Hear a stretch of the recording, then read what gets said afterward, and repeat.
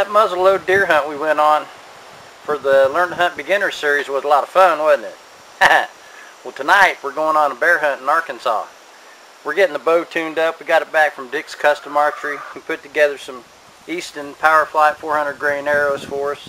Got it all tuned up. We're getting it all sighted in. So come along with us on this bear hunt. Let's have a good time.